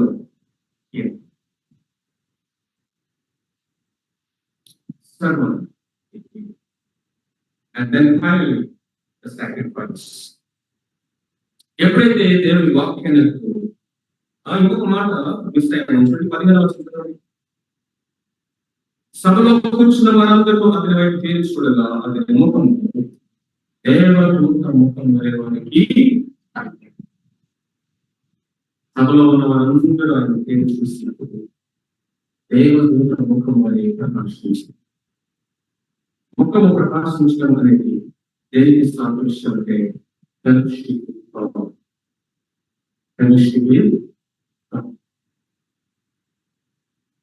దేవదూత ముఖం. 7వ అధ్యాయంలో వాక్యం చెప్పాడు. అబ్రహాము దగ్గర నుంచి స్టార్ట్ చేసి యేసుక్రీస్తు ప్రభువును వారు సిలువ వేసిన మొత్తం సమగ్రం వారిని వివరించారు. వారు వివరిస్తూ వ్యాఖ్యానించినటువంటి ముష్కరుల హృదయంలో చెవులను దేవుని వాక్యములకు లోపల ఈ పితరుల వారి వీరులు ఎల్లప్పుడూ పరిశుద్ధాత్మను కలిగిస్తున్నారు. ఈ పితరుల ప్రవక్తలో ఎవరిని హింసింపగలిగారు? ఆ నీతి మంది రాకముందు ముందు తెలియని వారిని చంపి ఆయన మీరు ఇప్పుడు అప్పగించి హత్య చేసిన వారికి దేవదూతల ద్వారా నియమించబడిన ధర్మశాస్త్రం మీరు పొందితే కానీ దాన్ని గైకొనలేదు అని ఆయన కన్క్లూషన్ ఏంటి తెలుసా? ప్రవక్తల ద్వారా దేవుడు ప్రవచించినటువంటి ధర్మశాస్త్రము గ్రంథం ఈ చేతులను ధర్మశాస్త్ర సారంగా క్రీస్తుప్రభే, ప్రవక్తల యొక్క ప్రవచనం యొక్క సారాంశం అంతా క్రీస్తుప్రభే. ఆ క్రీస్తుప్రభు అనే వచ్చాడు. ఆయన మీరు ఏం చేశాడు? మీ పితరులు ప్రవక్తలు చంపితే మీరెవరు చెప్పారు తెలుసా? ఆ ప్రవక్తలు ఎవరి గురించి అయితే చెప్పారు, ప్రవచించారు, ఆయనే మీరు హత్య చేశారు.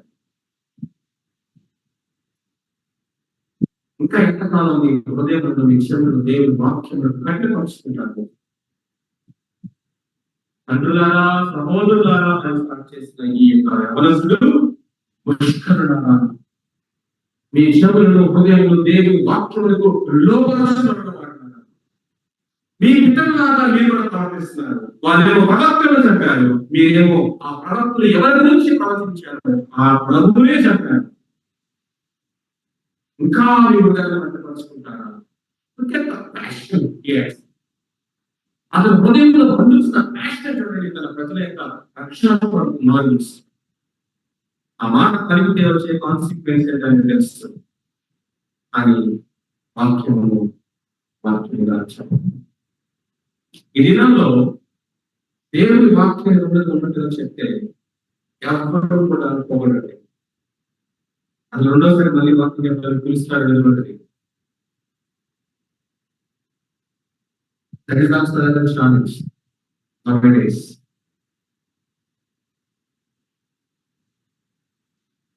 యవనస్తులు ఈ మార్గం పలికినప్పుడు, దేవుని వాక్య సత్యం చేత మనం కన్ఫరెన్స్ చేసినప్పుడు అది ఎదుర్కొనే ప్రయోజనాలు వెంటనే వాళ్ళు ఏం చేస్తారండి? వారి మాటలని కోపంతో మండిపడి అతను చూసి పండు కొరికి అయితే అతను పరిశుద్ధాత్మతో నిండుకునేవాడు. ఆకాశాన్ని దేవుడు చూసి దేవుని మహిమను యేసు దేవుని కుడిపార్శ్వమున నిలిచినట్టును చూసి ఆకాశము తెరవబడి మనిషి కుమారుడు దేవుని కుడిపార్శ్వమున నిలిచినట్టు చూస్తున్నారని చెప్పాను.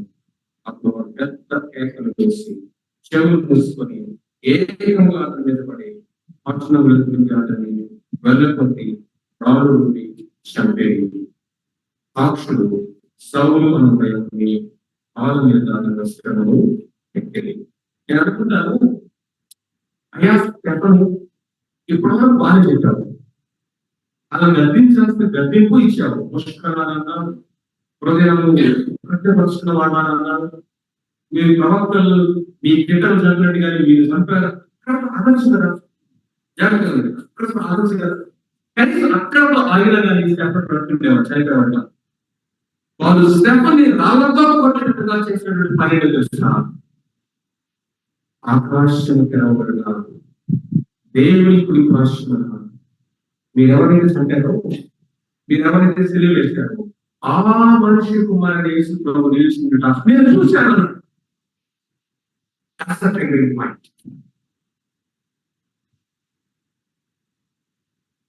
మనిషి కుమారుడు మాట్లాడతాను, మనిషిగా పుట్టాడు కాదు.